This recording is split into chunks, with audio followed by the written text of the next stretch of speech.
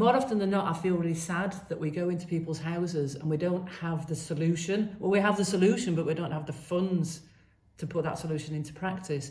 We can all join together as a team and try and clean a kitchen or clean a bathroom. It takes away such of our time, and it takes it away from the other service users.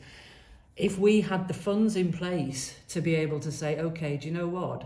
I have assessed this situation on day one, and I know that this will transform that person's life if I can just get a deep clean done.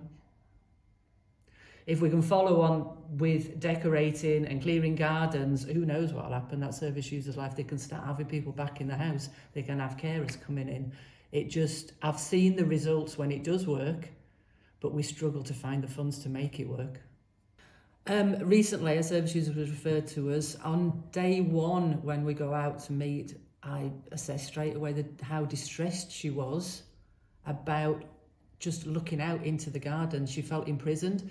Over years, the stuff had accumulated, old sofas, old fridges. It had got far too much for the council to ever consider taking away. I thought, this is a simple solution here. Let's get that garden cleared. Somehow we'll get it cleared. We got the garden cleared and she is transformed. She's opened up. She wants us back. She wants me to help her with other issues. I'm now working on her benefits. I've referred to social services. The social workers are being out. She's now getting OT's involvement. It opens the door to so many things. As a team, would go in and, you know, get down and dirty basically, and put the gloves on and attempt to make a bit of an impact. And in some cases it can be that bad where we're just basically giving the person a goat run to get into their bedroom or into the bathroom. And as I say, that takes time, and while we're doing that, it's taken us away from our other service users, so therefore they're not getting the support that they need. It's also very stressful from a support worker's point of view, because you have sort of a time limit that you need to be addressing other issues with other service users, and you're not obviously able to do that. So therefore, if there was money available and we could involve other agencies to come in and, you know, help out or address the issue of the deep cleans or gardening or things like that, then certainly it would be better all round for us, I feel, and for the service user. Basically, I mean, if we were to get this money, it allows us then to, first and foremost, develop them networks with other tradespeople, but also it lets us get the job done quicker, where people can move into their houses or get their homes to a point where they can manage, but their mental health as well would also, you know, improve. If there's no stress on them, they can, you know, hopefully get back to a daily life again. But a lot of cases too, they would be maybe too embarrassed to have contacts with their family, therefore they become socially isolated. Yeah. And this money would help them then to maybe have the confidence then to let family or friends back into their house, also enhancing their mental health. Yeah. And, you know, agencies basically, they can't get in the house to do safety checks, right, like electrical checks, or whether it be even a gas check, you know. That's and by us more or less getting money,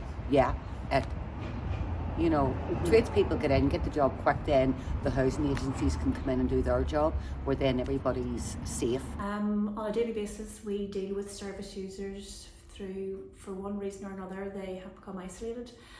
This may be due to mental health, may be due to hoarding. As a result, they have neglected themselves, they've neglected their appearance, they've neglected their personal hygiene.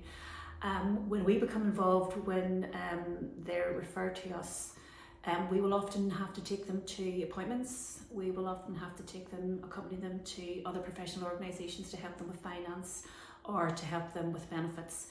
These people, for one reason or another, they might not have the facility to wash themselves. Their house may be so cluttered and it's such a bad state of disrepair that they don't have the facilities to wash themselves. They don't have the facilities to get into their kitchen to wash their clothes. So these are the gaps that we're dealing with. And these are the situations that we face on a daily basis with people who refer to us. And it's these gaps in this understanding and the sometimes professional organisations' understandings of what the reality of our service users' lives can be very often. So every so often there would be an emergency case where we would have someone transfer from one complete bad scenario to a now completely amazing scenario. A service user was living in complete disarray. His home was not safe, very unkept, and he moved to this new home where he is so happy. He is accepting all sorts of support where he wouldn't before because his mental health was so bad. To a man who is willing to accept everything is just such a positive change. The support we're able to provide for all service users is a great stepping stone for continuous support for their future, to maintain their independence and to stop social isolation, and just to continue and give them the best quality of life that we can possibly give them. And having our peripatetic service is a great opportunity for them because they want to seek every opportunity they can get and change their life around, which is fantastic.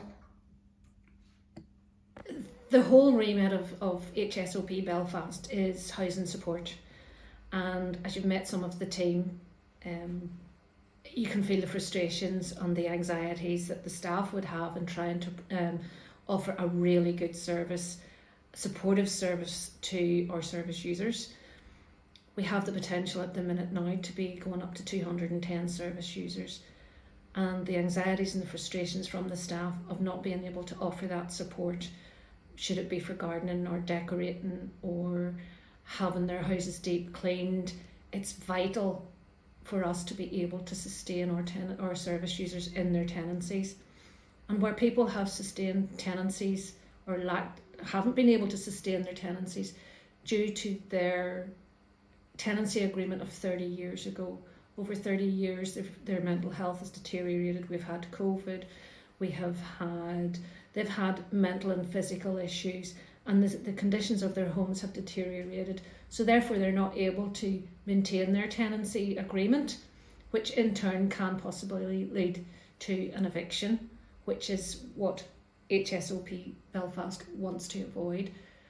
So with other supports in place, we would be able to alleviate these issues that our service users are having to try and to sustain their tenancies.